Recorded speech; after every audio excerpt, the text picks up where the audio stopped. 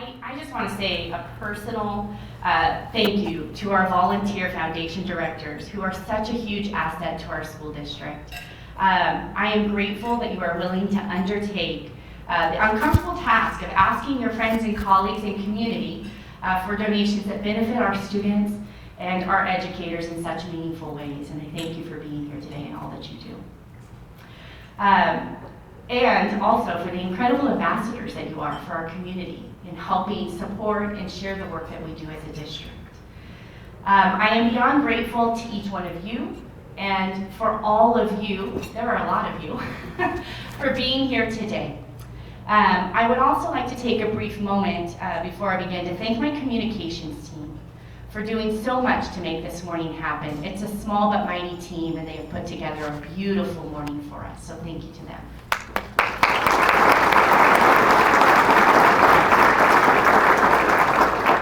So I have to admit that while I am humbled and grateful for the opportunity to work in partnership with our dedicated governing board who is here with us this morning, I must also take a moment, because I would be remiss if I didn't take a moment today to remember a long-time serving governing board member of ours, Betsy Sandoval, who passed. And I think this might be the first breakfast that she has not been at in a long time. So I just hope you know what an impact she made to our district and our community, and our hearts feel for her every day and for her family. So I just wanted to take that moment. But I'm not only humbled and grateful to serve with this dedicated governing board, but my truly exceptional educational team as the new superintendent of Clovis Unified. I will be honest, the public speaking part of the job that is required is not my favorite, but we'll get through this morning. And I would much prefer to be in front of a class of high schoolers, which is where I started, as my team and I have often done during some of our severe sub-shortages, working with our students and getting to cover classes. But nerves aside, I am honored to have this time with all of you today, and I am excited to have the chance to talk with you about one of my favorite subjects, which is our very special school district. Our close to 7,000 employees and our more than 43,000 students. And I want to start by sharing some of the amazing things that have been accomplished by our students over the past 2 years, if you'll take a moment.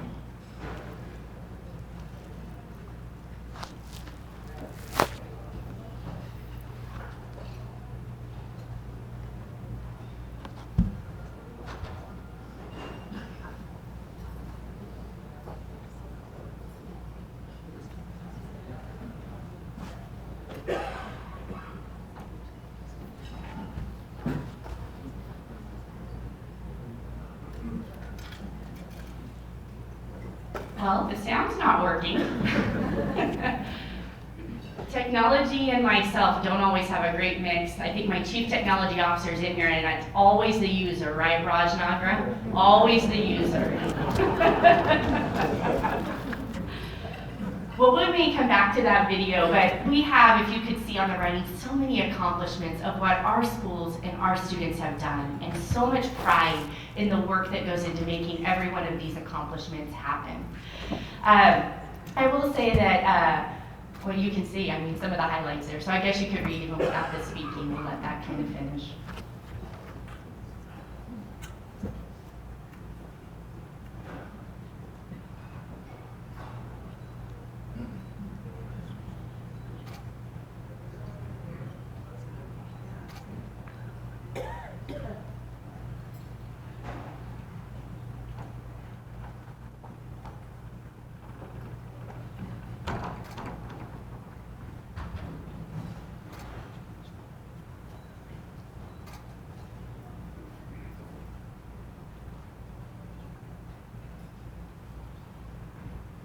That's our Teacher of the Year, Kelly Eichler. Our Employee of the Year, Dave Hughes.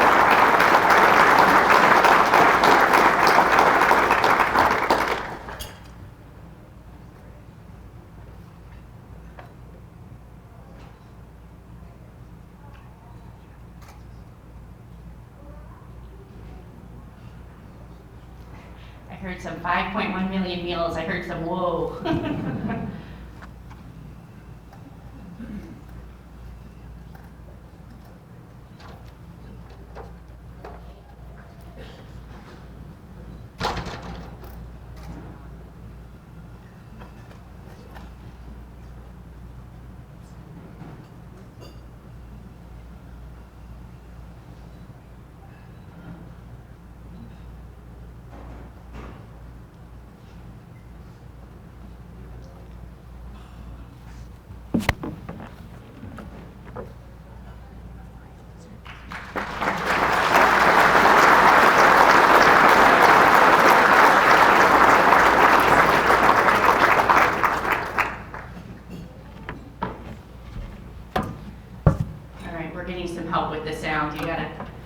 technology.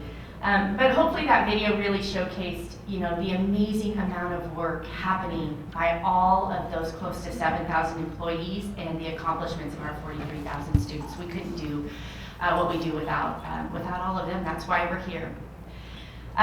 We did have, and with the sound not going, we may have to hold on a video, but you'll get to see it, so I'm going to preview it a little bit here. But over the past 2.5 months since becoming the superintendent, I've had a lot of people curious about me, about my background, my educational philosophies, goals for our district, and my plans as the superintendent for California's 14th largest school district.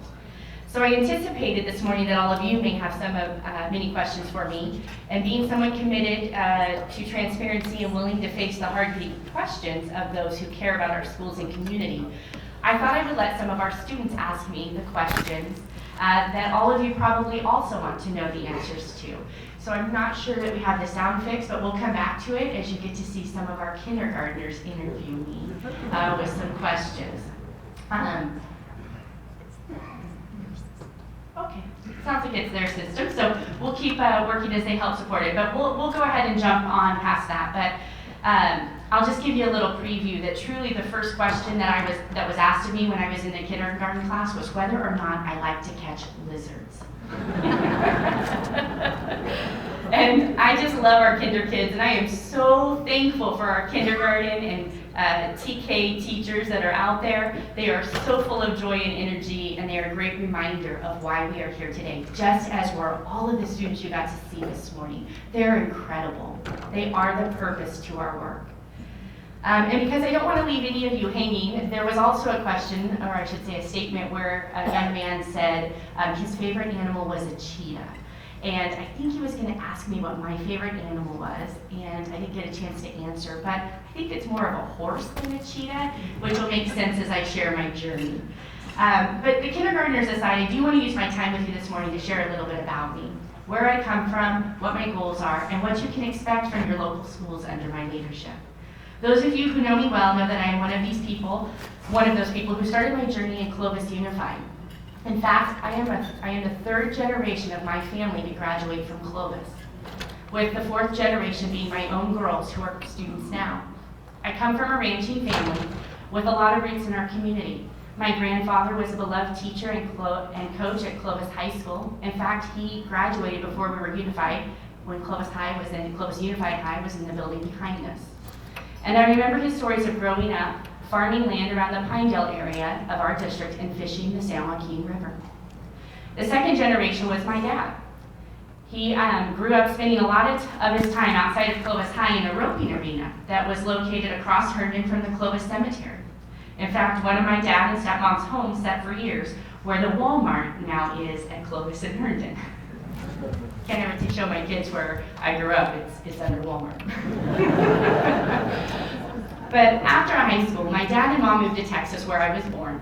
But we came back to Clovis when I started school, and I spent my kindergarten year at Jefferson Elementary and moved from there to be a Weldon Warrior, then a Clark Chieftain, and was headed to Clovis High, excited to be a Cougar, when this new thing called the Buchanan area opened.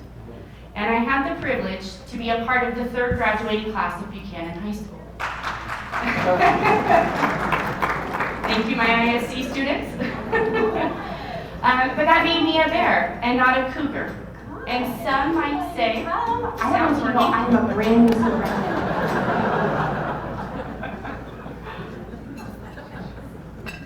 And some might say I was a victim of a boundary change, but it was an incredible experience. Throughout that experience, I was blessed to have incredible teachers and coaches pour into me. And I love that today, I continue to work with some of those educators who helped me become who I am today. In high school, soccer was my sport, and I was fortunate enough to be able to attend Fresno State on a soccer scholarship, where I began as an engineering major. And in the course of doing some walk-on coaching for Clovis Unified, realized that education was where my heart was. It just fulfilled me. So I got my teaching credential and ultimately my doctorate from Fresno State and started my career actually in the foothills for Sierra Unified School District before rejoining Clovis Unified School District in our special education department. That was 23 years ago, And I can honestly tell you that every role I have had in this district has brought me joy and purpose. I mentioned earlier that soccer was my sport in high school, but I also ran cross country. Oh gosh, look at that picture. More as a way to stay in shape in the off season than because I really loved to long distance. I shouldn't say that with my coach being still an employee of ours. But that experience of running while being part of a team of girls as a high school sophomore is where some of my leadership philosophies were formed. It's these philosophies I want my superintendency to be known for. On my cross-country team, none of us were standout runners.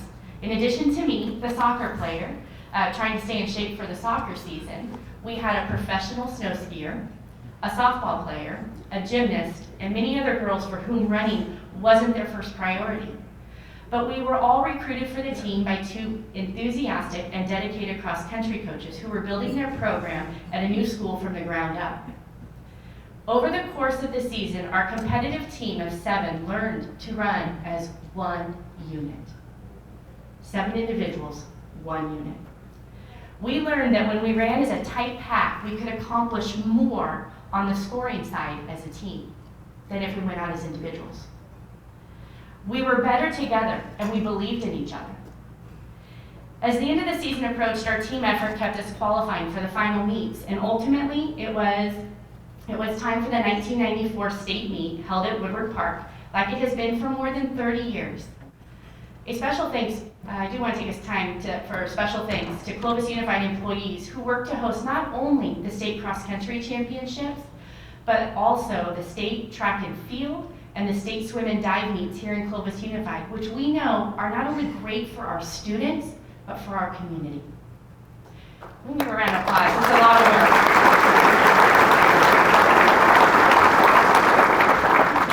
So a little bit about cross-country, because it's not really a televised, well-known sport. But in cross-country, the top 5 times of each team's runners are used in scoring to determine who wins first, second, third, and so on. And if there is a tie, you move to the 6th runner's time. I will always remember running in the 1994 state meet and how each of my teammates encouraged each other along the way. While most people did not expect much of us, we weren't runners. We had done the hard work in advance, and we had, through strenuous practice schedule, it was quite a lot of work, by the way, and we had built a unifying trust in each other. In fact, the night before the race, while eating a team dinner at the spaghetti factory, we wrote on a napkin. So funny now to think about it. We wrote on a napkin, "We will win a state title." I have no idea what we were thinking. We were not these incredible runners. And we all signed it. And come race day, we ran our best race, not because we expected to win, but because we had been trained to leave nothing on the course. As one of our coaches would always say, run your race. And when the race was finished and our 5 runners' scores were calculated, we found ourselves in a flat-out tie with Yucaipa High School for first in the state. That first place trophy, if it ended up being ours, was going to be the first ever state title for Buchanan High School, and the first time a girls' team had won a state championship in any sport for all of Clovis Unified. And whether or not we succeeded absolutely counted on how each of our 5 best runners had performed. But the whole meet game came down to our 6th runner. The runner who knew before she even finished the race that she wasn't in our top 5. Who could have assumed her time would not count. Why am I telling you this story? Because out of this experience came my own core values and beliefs of how I approach my work in education. And out of that experience came the priorities that I have for the Clovis Unified team. And as my grandfather taught me, a good storyteller keeps you hanging on until the end, so you'll have to wait to find out if we won. But the first priority in Clovis Unified is the academic success of our students. That is our race. That is our mission. That is what is going to make the difference, and that is how we are going to build our students' confidence. Confidence in knowing that they are succeeding at what they put their mind to do, and that they can do so much more than they think they can. Success breeds in all of us a desire to repeat it. And success in accomplishing your goals builds resiliency, confidence, and academic and emotional wellness. If you are familiar with Clovis Unified, you've seen these aims before that are on the screen.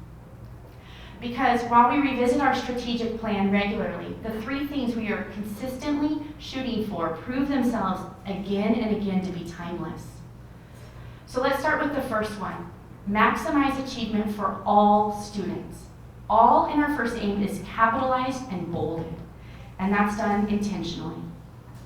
And it captures a fundamental truth about this school district. We have and will continue to look at every single one of our students as an individual and customize our teaching to their unique needs to help them be their very best. That requires a lot of us. That requires a lot out of my teams and teachers. And I will always remember Dr. Carlo Prandini, who retired as our deputy superintendent a few years back. Dr. Prandini used to ask us an important question as school leaders, which challenged us to think about our graduation rate, which was in the low 90s. It was higher than many school districts in California, and some districts would have loved to have been in the 90s. However, Carlo asked of our educational team the poignant question, so, would you get on a plane that landed safely 9 out of 10 times?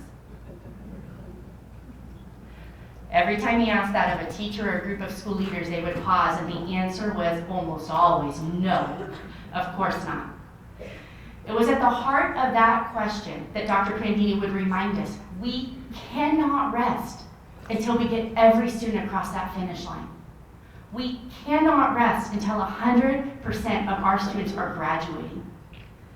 And 100% of our students leave ready for what their next step is, whether that is college, trade school, work, whatever their goal is. Today, our high school graduation rate is 95.6, more than 8% higher than the state average. But we cannot stop there. We have our sights set on 100%. And we continue to get closer and closer to that goal. Going even further back into our history, Doc Buchanan, our founding superintendent and a brilliant educator, once wrote a book about the educational culture he helped build in this district. We can learn so much from Doc and our great leaders who built the foundation on which we honor today. I am incredibly grateful for our foundation for their work to raise and endow funding to protect the Doc Buchanan Leadership Academy. This is our system to train leaders in the leadership philosophies and our culture that will prepare them to lead effectively. I'm grateful too for those families who have already stepped in to get us so close to that endowment goal. It is a large part of how we hold on to our core. But in Doc's book, he shared a similar challenge around his war on illiteracy. Show of hands, anyone remember that or heard of that? His war on illiteracy. At the time, our district student achievement numbers were in the 40% range, and Doc would look his team in the eyes and challenge them. That's unacceptable. Imagine being in a room of 10 children and their parents, and asking the parents of those children which 4 should be the ones who get to learn to read. No parent, teacher, administrator, or child would ever settle for that, and we won't either. In a time period where a philosophy of good enough is good enough seems to be on the rise, in Clovis Unified, we are not going to apologize for setting our standards high. In fact, Doc's lesson around what it means to work in Clovis Unified says it plain and simple. He starts out, we believe in high standards in Clovis schools, period. That's his first sentence.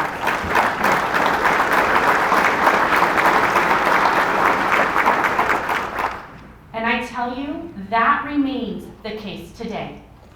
Quite frankly, every child deserves a first-class education.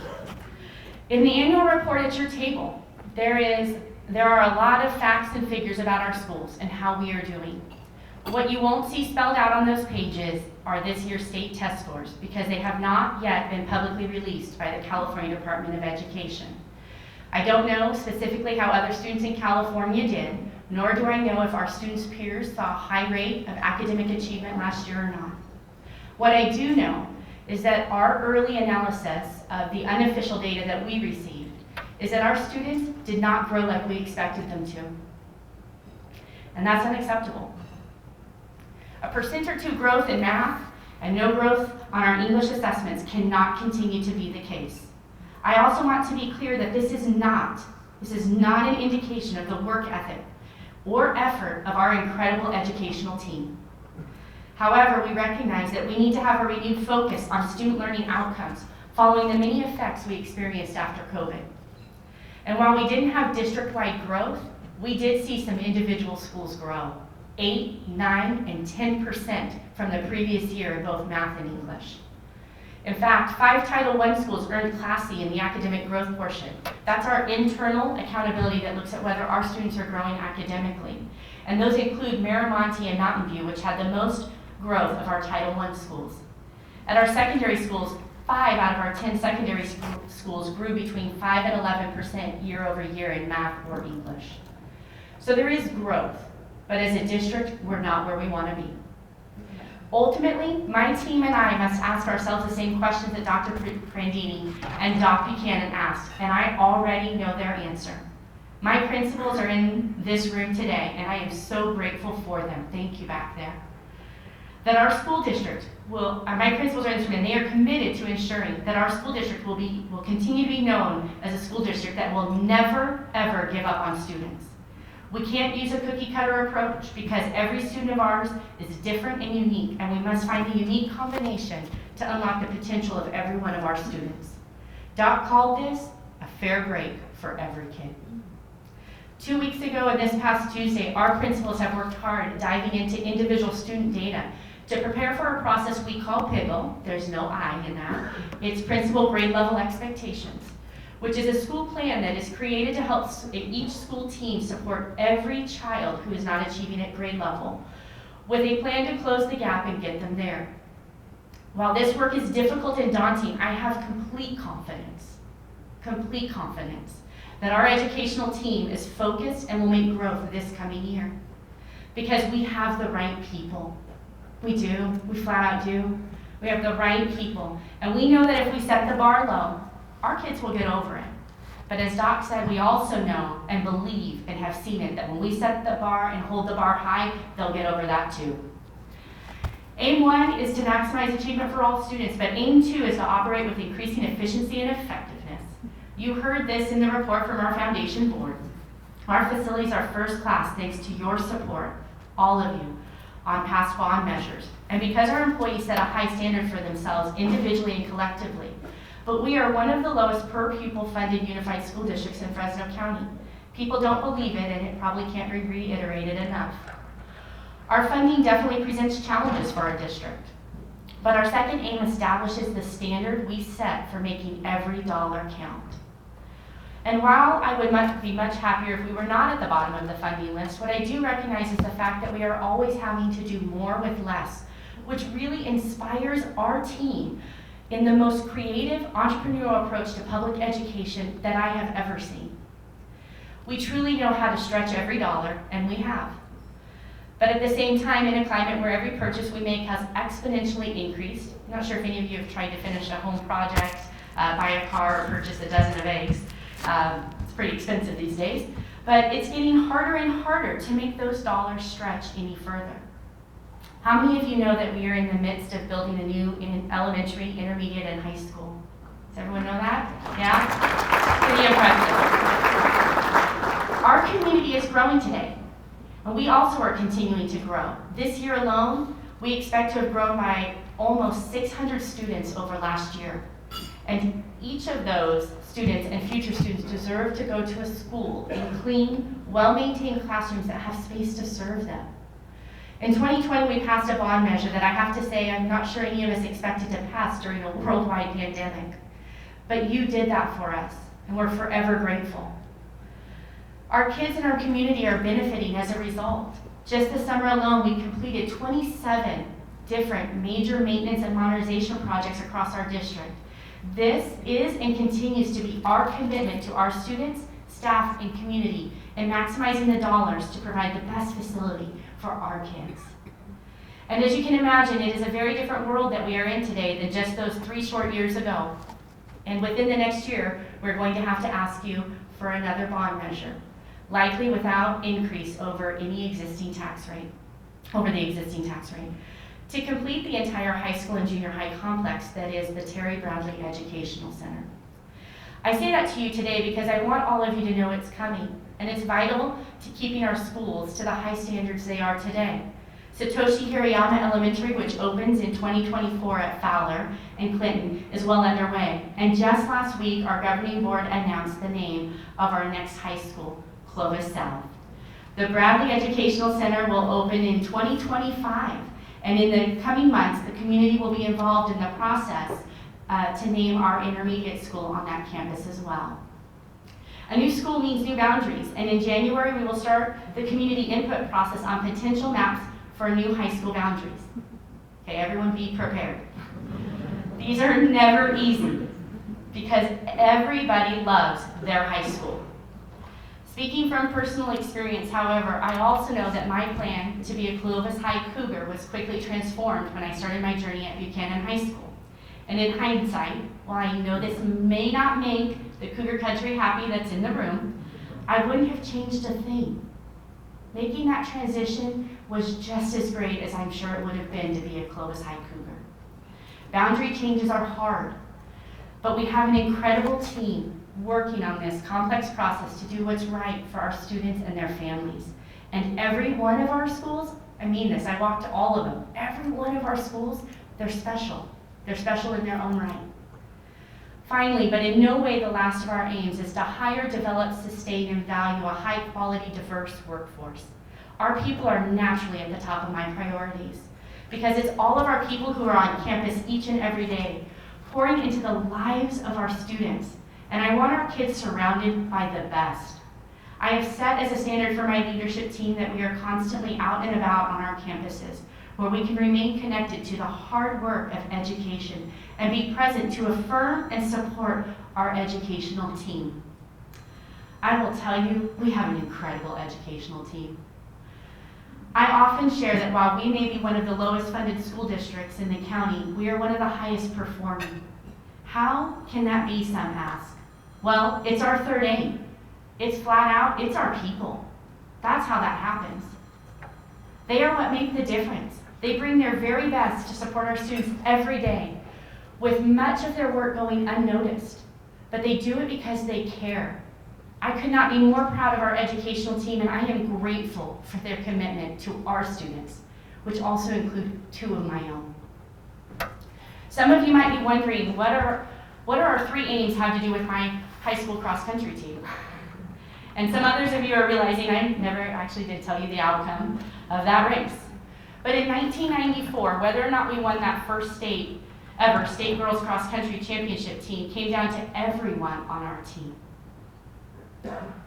From the first girl to the final runner, we all had to give our best because we couldn't know which runner was going to be the difference maker. When Heather saw 5 of her teammates take the lead, she could have slowed down, knowing that she was no longer in one of those 5 scoring positions. But she left nothing on the course that day. And because of the entire team's individual efforts towards, hear me say, one common goal, we succeeded. Every day we are challenged to keep our standards high. We are as a district. We're challenged by a lot of different things out there to keep our standards high. We could look around us and feel that the odds are against us, or that the work is too complex. But that isn't Clovis Unified. It never has been. And it cannot be the standard we set for our students. They deserve our best. I said it earlier that we have close to 7,000 employees. On any given day, we don't know exactly who will be the one. Who's going to be that 6th runner? We don't know who will be the one that will make a difference for a student. And we all have to run our race as if today is our turn to do so. Our theme this year is We Are Clovis Unified. And it is a call to unity, not only for our educational team, but for our community as a whole. The words are and unified are bolded because those words matter. Unity matters when you are on a team. You are much more highly effective when you work together. I have the unique privilege of interviewing every new teacher we hire. It's a lot of teachers, by the way. I think we're up to about 270 this year. Thank you to my HR department. But I get to have the opportunity to speak about our core values and our high standards, and if they truly are on board to teach, specifically here in Clovis Unified. And then I give them a pin to commemorate the day that they become one of our new teachers and sign their contract. I still remember the day I signed. In fact, this summer I was lucky enough to interview a teacher who was returning to the profession after more than a decade raising her children. When it came time to have her sign her contract, she actually pulled out the pin that she had used to sign her first contract with Clovis Unified. It meant that much to her. We, all of us, including you here in the room, are Clovis Unified. We are a team, and all of us must work together as partners in the education of our students. Because of that, I also wanted to give you a pin. That's what you'll see in front of you today. So that next week, or next month, or maybe even next year, when you pick up this pin, it will remind you that you are an important part of your local school's success. The importance of highlighting my high school cross-country experience is because it parallels the values of the district. I've learned through the many teams I have been a part of that trust is built when teams do hard work together. Or as Doc used to say, education revolves around teamwork and trust. As I close today, it is my privilege to stand before you and commit that every day as the superintendent of Clovis Unified, I will work to maintain and grow the trust that you have in this district. And I thank you for being here today. It makes such a big difference, and for being one of our partners. Thank you for signing up and joining us.